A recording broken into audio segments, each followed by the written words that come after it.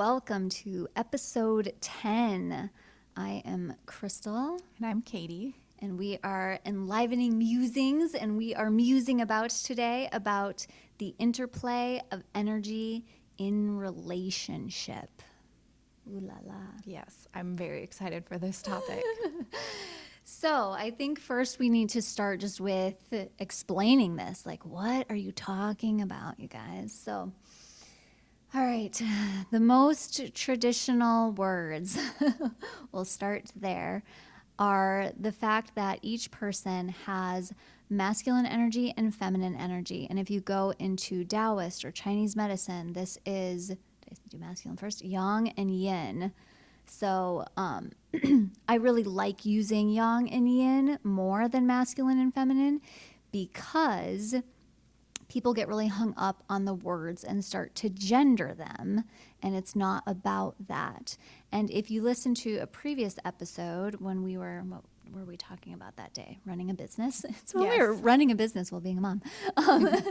So on that one, it had started to come up, and we decided, yes, we need to talk about this. Mm-hmm. And at that point, Katie had heard a different description of this, so I'll let her explain. Yeah, I heard some teachings where they described it as the alpha and the omega energy, which I love because same thing, it keeps it really gender neutral because we're talking about relationships, which could be like a partnered relationship, or it could just be friendship or a work relationship.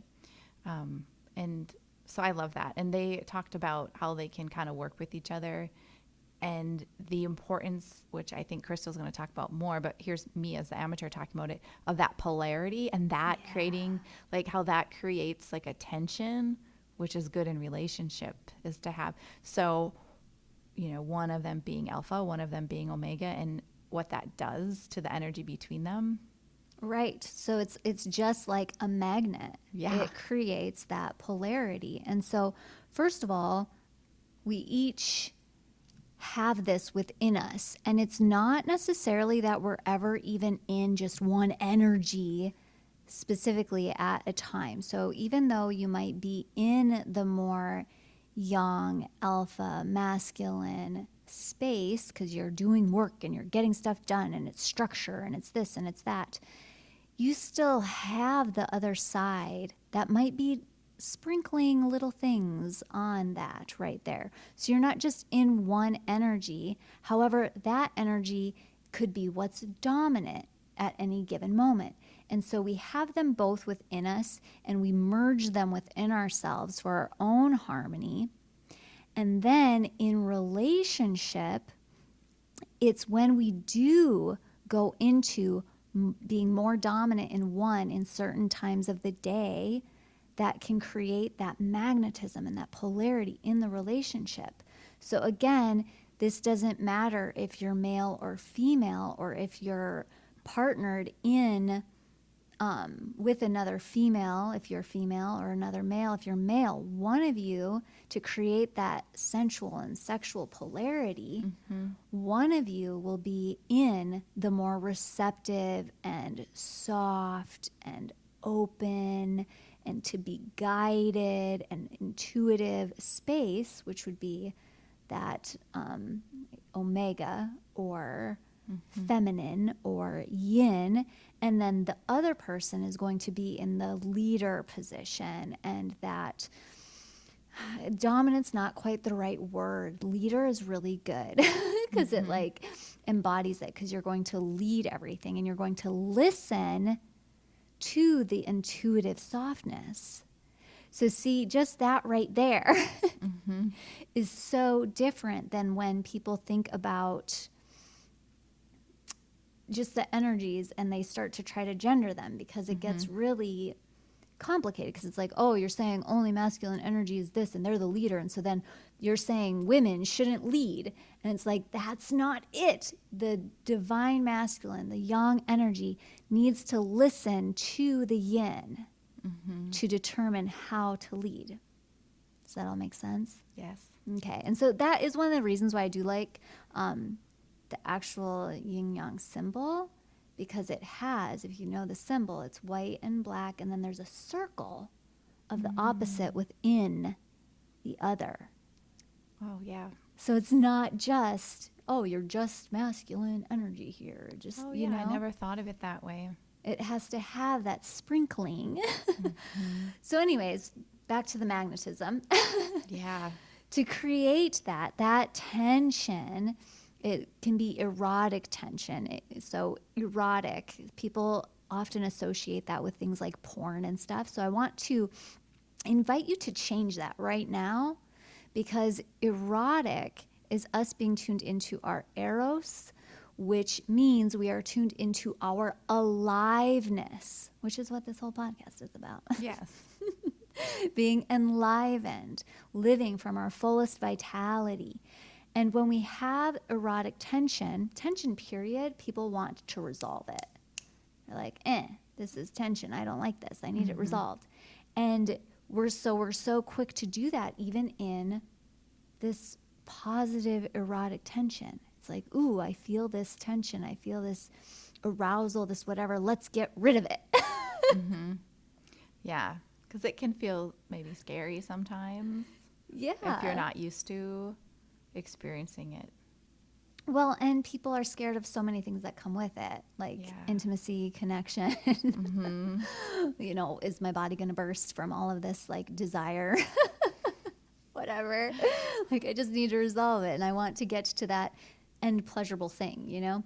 Hmm. Um, so, anyways, when we think about the actual relationship piece, there are components when it's hard to even feel the eros, feel the erotic tension, feel turned on, Hmm. feel like we want to connect with our partner. It's a perfect noise, right? Oh, that's funny. And often it can come down to this concept of being too much in one of the energies. So the reason this came up on our other episode was because we were talking about being a working mom, and that just tied into, you know, kind of letting go of the day if you're coming home and what that looks like, which reminded me, of course, of sensuality.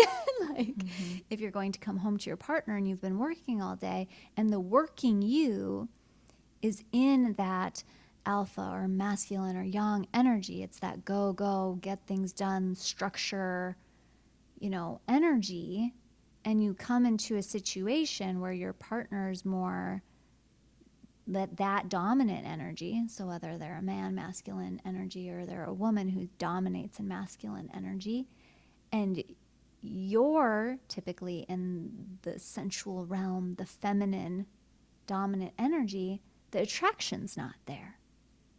Now you've Hmm. got the magnet repelling itself Mm-hmm. because it's just not there. Wow. I'm just listening as a student now because I'm just like thinking of my own life and just listening. This is so, I just love this because I feel like everything, there's like an immediate way you can use this information. Yeah, everybody can do that right now. Yeah. I'm kind of talking slow about it because I'm really thinking of it like, wow, this is really powerful stuff and super helpful because I've heard some teachings too where they talk about um, that more feminine energy, like, or even just like as a woman, like we really can like kind of set the tone for the relationship. And it's kind of like, it's not like we're manipulating, but there's ways that we can communicate with our partner and like in some of the yogic teachings I follow, they'll talk about like talking to them like right at their third eye and like almost like teleporting a message to them and how helpful that can be. And like, especially if like, I'll just say in my situation, like, cause I have a husband, like letting, sorry, Damon, if you're listening to this, letting them think it's their idea, even if it's yours, and how that's just like a much smoother experience for the couple. Right. But like Yeah. ways as a woman, like you're like, I think as women, we don't realize how much power we have. And I don't, again, sometimes power gets a weird term, but I mean, we are like the gatekeepers of life, Yep. period. And if we can realize our power and step into it in a way, like a graceful way, what a world, you know? Well, and I love that because grace and everything that you're saying, it's so valuable. And that's what I'm witnessing a lot of women wanting to step into right now. Mm-hmm. And then feeling that power and realizing that even their actual sensuality and being able to be in that energy, Mm-hmm. it makes life so much Oh my easier. gosh. Yes. And Yes. so, yes, in the relationship, it makes it easier as well because you don't have that conflicting side. And I love how you're like, I'm talking slow because of this and that. And that is the Mm-hmm. perfect example of one of the ways to like drop into that. So first of all, it reminds me of like there's people who do all kinds of stuff, but it reminds me of there's a woman who helps people find their soulmates. And she is one of the first people I heard talk about it back in, I think, 2011, 2010 or something. And she was saying for her being a businesswoman, she had to go home. She couldn't find a date. Like she'd go out on these dates and she's like, I'm a powerful woman. I intimidate men. I can't find a man who can handle it. Oh yeah, that's a common. Yeah. And so she realized, oh, it's because I'm still in that energy.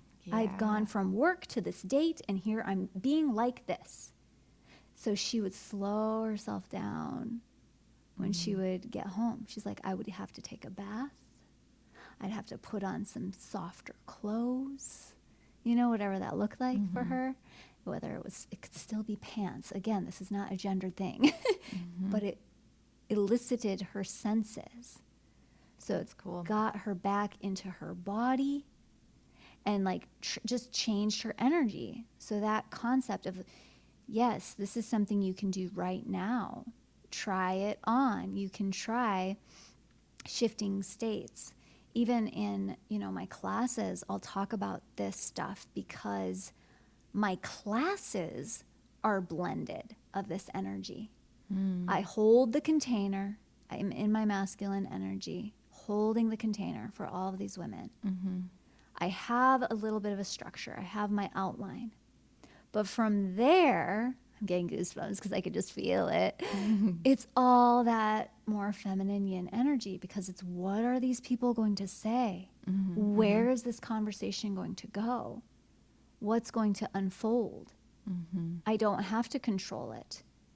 Yeah. And when you're talking about, sending them that message or doing those types of things, that ties right into what I was talking about earlier. Like when they are in their divine masculine, they are to listen to us and let us give them the insight and then they can guide. Ooh, I really love that. Like, oh, I feel like I'm getting like chills. Like, oh wow, it's just so.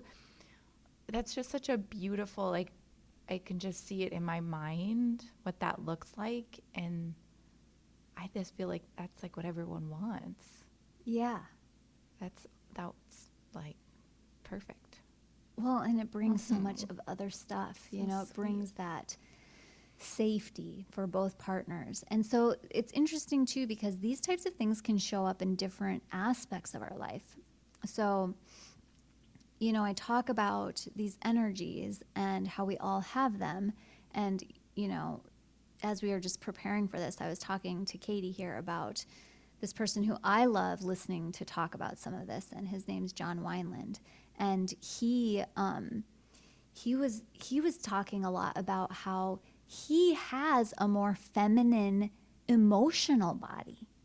So he feels all the things more in like a feminine way, which makes him great at the work he does because he does all kinds of sensuality, couples coaching type stuff too. But he's in a masculine body and he's embodied in that. Mm-hmm. And he has a masculine way of showing up in the bedroom and he has a masculine, you know what I mean? Mm-hmm. So we all can have these different things. And so it's knowing yourself, but then knowing your partner. So where are they at? because there could be moments, and this is something my partner totally is like, well, I have all these feminine ways because, I mean, he's the one who shows up and is the only dude at all the herbal conferences or like the certain body work things or whatever, or there's like 3 dudes and like 100 women, and he goes there. That's because he has all of that. He has this big open heart and this connection to earth energy and like these things. And even that, like there are times when I feel like his emotional body. So if you're in a feminine emotional body, one of the things you don't want to be told is, well, you can get over it, or you don't want to feel that way, or this is how you fix how you're feeling, right? And it's funny because I can get really masculine in that way. And so he'll be all like, and here's just what I'm feeling. I'm just like, so fix it. Where, but that doesn't, in that scenario, that's not creating a good polarity to be attractive. Right. Right. But in the bedroom, then we're reversed. We're in our physical bodies. He has masculine energy and I have feminine energy. So then to create that polarity, then that's where it creates that magic. Wow. Yeah, that's such a cool way of thinking about it. I'm just like over here just listening because I'm just taking it all in because I've heard some of this, but it's just really interesting. And I think, hopefully a lot of you listening are just really reflecting on your own relationship or your like maybe you're single and dating and you're just thinking like, wow, yeah, that's kind of how I'm showing up, and no judgment, like we said in our last episode, but it's just a chance to like evolve and like use some cool skills. It's almost like magic, right? It is. And it's well, there's, yeah. It's like magic in the true sense, not like pulling a bunny out of the hat. No. Like real spiritual magic, which is just like the practice of embodiment and like connection with nature and like the harmony of the earth and cosmos, basically. Right. And that's what you're talking about, basically. Yeah. Getting into that polarity and that alignment, and poof. And it changes your state of being. Yeah. And when you talk about the embodiment, like that's it. Like when you can change your energetic state, that's like the way you're feeling, your felt state. That's when you can move. You move between the two and you can oscillate between the two. And then you can get creative on how to evoke that in your partner as well. So if your partner's in the situation, like his feminine energy, and I'm sitting here like, well, I want some more attraction here happening. How can I bring him back into his masculine? Yeah. I mean, do you have tips for that? Like, do you have any, like, here's a good little, like, exercise or game you could do with your partner if you're just not feeling, like, that polarity? If you're just, I mean, because I'm super, like, driven masculine, like I said before. I'm, like, a Pitta. I'm, like, a 5 in numerology. I'm an Aries. I have, like, a Capricorn. I have a Virgo. Like, everything about me is just completely that way. So what are your tips to help me find my feminine? Do you have any fun little quick tips? Yeah. Okay. Let me think on it for just a minute and just kind of like feel for a second. Because right off the bat, it's, that concept of what is going to help you drop in to your softness. So being able to cleanse your day, like the woman who is trying to go out on a date, it's like you're going to cleanse your day, and that could take 2 seconds. You literally could shake for a minute and cleanse yourself. And then now you're going to drop in and breathe. Everybody could just breathe for a minute.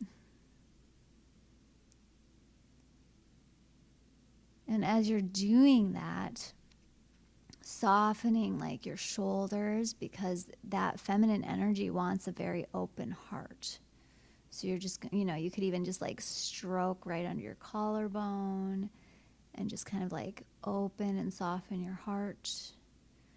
If that feels too crazy, you could just hold your heart and just feel there. And, honestly, if this is the first time you're ever doing anything like this, it might feel kind of crazy in there. Like you might feel stuff. So all you need to do is bring softness to that and a little bit of love and soften that and slow down. Really try to be in your body and like slow down just a little bit. So it might feel weird, like you're really exaggerating what you're doing, you know, like reaching for my pen right now, super slow. But that's like a really great thing. And taking that time to feel your openness. So how like I love this pen. This pen is such a great prop for me right now. So it's super soft, it's suede. And so I love the color. It's this deep royal purple. And so to just take a moment to really breathe that in. Like breathe in the color, really appreciate it. Feel how it feels in your hands. You're getting into your sensuality. And that's going to get you into that more fluid yin energy, that receptive. You're receiving it. You're receiving this pen. It can be anything, though. I mean, you could be looking at the clouds or the sky or the earth. And that's why kind of taking a bath can be really nice. Fragrance, you know, anything like that. And then to evoke that in your partner, you just being that. So, like for you specifically, Katie, you just being in that and shifting to that could evoke it for him. Because if he's just in his masculine anyway, it's going to evoke it for him. Where there's the change is if he's more in his feminine energy, because maybe he's feeling a little bit put out, or he's in a space where he's just like taking in a lot of information and he's more in that receptive state, and it could even be bringing up emotions and things like that, then you might need to still be in your masculine first. And so you hold the space for him and you figure out what does he need, but use your intuition. So what does he need? And try to give that. And then once he's back to that feminine energy or that masculine energy, you shift back into that feminine energy. And then the polarity's there. Yeah, that's cool. I could see how, I could kind of see how that is. I love the idea of like maybe kind of being masculine, like holding the space, but also it's that masculine with the feminine, but being intuitive and not in the fix-it mode. Right, Which, right. yeah, I mean, I talk about that all the time with work, and I constantly remind myself of that when I am working with people. And it's kind of become my pet peeve of the idea of fixing somebody. Another topic. Another show, I should say. But I love that the pausing and slowing down. And I know you've taught me that. And I use it, and like the smell, like sometimes I'll just like smell an essential oil but the slowing down is such a cool thing to do, because even today, and I had to like keep doing it because it's just felt really frantic this last week. We're blaming Mercury retrograde. Not to be cheesy about it, but it's been really wild this week. And so just remembering, like I was folding laundry and let me just go a little slower as I'm picking up stuff around the house. Because I mean, I know we probably all had those tendencies where you just get like a total spaz cleaning the house and just like, and my kids are probably like cowering in the, is that the word, cowering in the corner, like afraid of me, like, whoa, mom's on like a cleaning spree. Turbo mode. And my husband's probably like the same way, like just hiding when I get like that. But yeah, just slowing down a little bit. It's really a cool, I highly recommend that exercise, that alone, doing the dishes, folding laundry, picking stuff up, putting on lotion yourself, washing your hair. But it's good to hear those tips. I like the one about like how to really work with your partner and help them kind of flip. Yeah, and it takes practice. Like there's no like, oh, this is what I do. And it's definitely not meant to be manipulative either. Right. Like that's Yes, also yes. huge. Like if he's not in a place where he wants to switch from this to that, Yeah. you honor that. Like there's no Totally. like, oh, just because I want to create some more fire between us here and like steam, I'm going to try to like get you to know, you know, it's just helping him move through that so that it does get back to that place. Yeah. Yeah. I think, it's interesting because one thing I notice sometimes I'll do is I'll just walk up to my husband and just like give him a hug. Like, Yeah. and it's sometimes just when I know like I need to like slow down, or I've been even feeling like in the last couple weeks it's just been kind of busy, and I don't know why. It's I feel like we've kind of just been like that saying, like two ships passing in the night. We're Yeah. just like going, and like sometimes, you know, him or I will both just like sit down next to each other on the couch just for a few minutes and like hold hands or something. And I remember after my last little one Moses was born, and I don't know how old he was, but I told Damon, I was like, can you just come like sit by me and like kind of hold me? And he was like, yeah. And then something came up. I don't know if someone came over or my daughter asked me to do something. And I was like, I can't right now. And she's like, you're just sitting there. And I was like, yeah, but this is really important. And it was. And we just Yeah. sat together. Like we hadn't, it was so busy with bringing number 3 home to just sit and like be with each other. It was really, really nice. I still, obviously, it was important because I still think about that moment. And same thing, like, I'm proud of myself that I kind of knew that's what I needed. And also, like, he's so amazing that he'll always just, like, happily give that to me, you Right. know, Okay. and, like, So, happily, like, hold me and give me a hug. and And it's just really sweet. that's the thing though, when a man can feel safe being in his masculine energy, Mm-hmm. that's what he wants to do. Yeah. He wants to give and he wants to be received.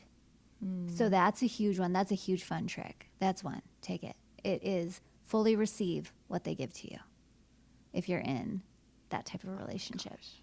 because they love it and show They appreciation for do. it. I feel like Like, there's boom, huge so many life times changer. I've done the opposite. And I think, you know, Right. some of it too is we're kind of in this generation of like women's empowerment and like all that stuff that went on, that I feel like men kind of started to feel like, well, is she going to get mad if I open the door, or like Oh, yeah. do some of these things? So, you know, we do need to kind of nurture the men in our lives and allow, like, let them know, like, we like that or we appreciate that if we do, because I think they feel super overwhelmed a lot of times and confused, and with the Me Too movement, and they're just like, anything that felt like a nice thing to do for a woman now sometimes gets taken the wrong way, or even just like I said, holding the door. So we're all just kind of navigating our generation. I've Yeah. said a million times, but we're just in this new world of trying to figure out how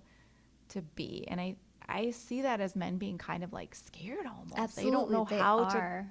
um, present into the world. Yeah. So it's up to us as women to like be there for them, and yeah, receive them when they do give. And I think for both of us, like being single parents at one time, like I had to be both the Yep. masculine, and so yeah, me learning to drop out of that again, even just like how my personality is. But I love it. I love being cared for. I love being married, and like I love all the masculine stuff he does, and him like making the plans and doing stuff, and I just get to go along. And I mean, yeah, it's just fun to be able to play in that. So I like this conversation a lot. I know. I feel like we could talk about it forever. Yeah. Um, I did write a note while you were talking so I wouldn't forget it. But one other thing for people, as like they're just doing it, is it just takes practice. Yeah. You know, so practice being receptive. So if it is that one component of being able to receive, like, hey, babe, you took out the trash. I'm going to fully receive that. That feels awesome. Thank you.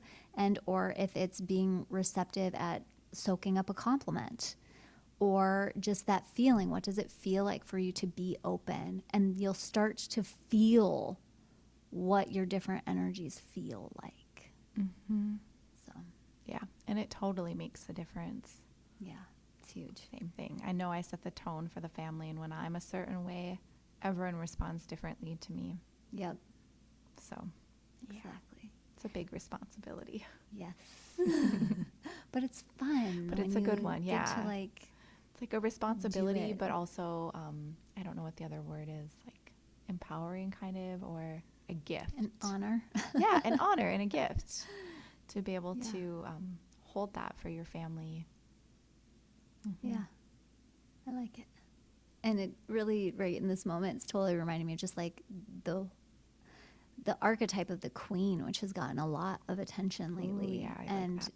the queen does have all of this power and knows how to wield it and use it and how to receive. So, That boom. just gave me chills. The first time I kind of heard that story, which is, I think there's in the book of Esther in the Bible, is a really cool story about that archetype.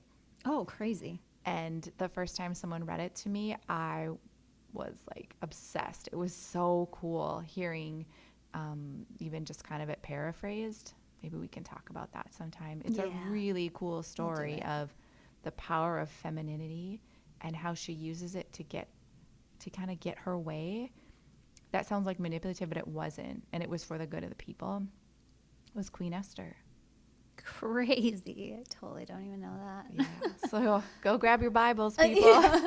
Read the book of Esther. So, I mean, there's some really, that's the thing. There's some really cool stories in any spiritual teaching. Right, right. And we're not we're not devout Christians. No, we're not pushing any religion here, but it's fun once you start to become just a student of the world and all religions where you see Right. the overlap of stories. Right. And that's because they're a real important thing. And to me, that is what it's all about. Yeah. It's just realizing the interconnectedness of everything. And these stories, whether they're true or not, or they're a myth, or they're true for you, there's something there in it. And there's a reason why they've stood the test of time. Right. There's Yeah. a lesson. So Yeah. Yeah. I've always loved reading all the different texts. Mm-hmm. I don't feel like I retain them like that. Like especially things with the Bible, but I think that's because it was shoved down my throat. Not by my parents, but school. So we have that. Which made all of the other religions so appealing, and so it's just like taking world religion classes and stuff. But I still don't remember a lot of like the stories. I don't know. Mm-hmm. It's just not. It's not all of me. Yeah. Yeah. But I remember how I feel Yeah. and like what it gave me. So Yes. Yeah. that's cool. I love it. All right. Well, on that note, we hope you've enjoyed this discussion and enjoy playing with your yin and yang energy within yourself and in your relationship. And if you have any questions or anything, you can DM us on Instagram at Enlivening Musings. Bye. Bye.